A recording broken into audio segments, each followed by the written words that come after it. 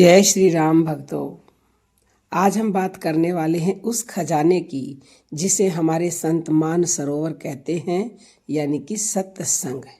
क्योंकि जैसा कहा गया है, सत्संग है मान सरोवर, सभी सुखों की खान बंदे, और सत्संग से ही मिलते हैं सचमुच ही भगवान बंदे।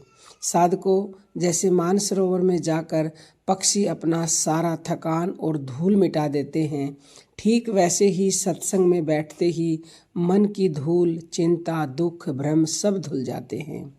यह सिर्फ सुनने की जगह नहीं, यह वह ऊर्जा क्षेत्र है जहाँ बैठकर इंसान अपने असली रूप को पहचानने लगता है। एक छोटे से उदाहरण से समझते हैं कि किस तरह से पत्थर का भी भाग्य बदल जाता है सत्संग से। कहानी है एक साधारण पत्थर की। मूर्तिकार ने पत्थर को ठोका पीटा और उसे एक सुंदर भगवान की मूर्ति बना दिया। दूसरी ओर जो पत्थर रास्ते के किनारे पड़ा रहा, वह वही बेकार पत्थर ही रहा। लोग कहते हैं मूर्तिकार ने मेहनत की, लेकिन संत कहते हैं वह पत्थर सत्संग में बैठ गया, हथौड़े सह लिए और भगवान बन गया। यही सत्संग है जहाँ बैठने वाले साधारण लोग भी भगवत भाव से भर जाते हैं।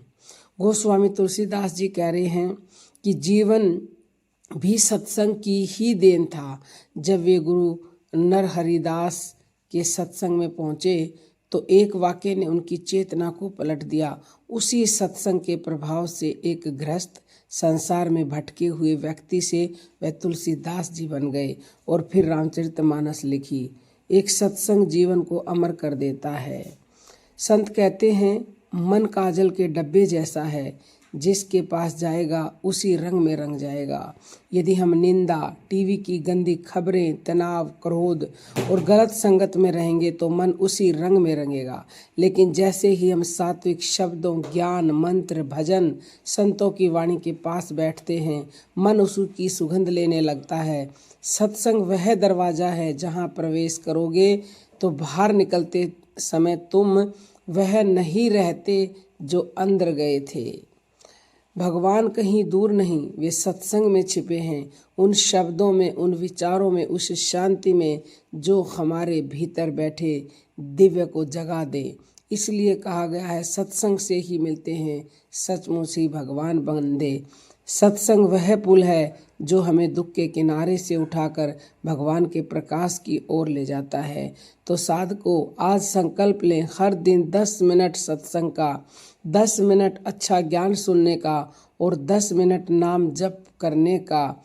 फिर देखना आपका जीवन हमेशा हमेशा के लिए सुधर कर दिव्य हो जाएगा। और 10 मिनट से समय बढ़ाकर फिर 1 घंटे पर ले जाएं।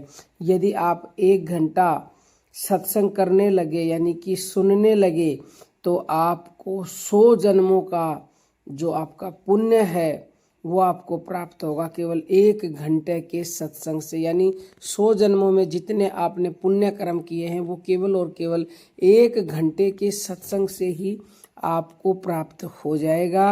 अब हम अपनी वाणी को विराम देते हैं। जय जय श्री राम।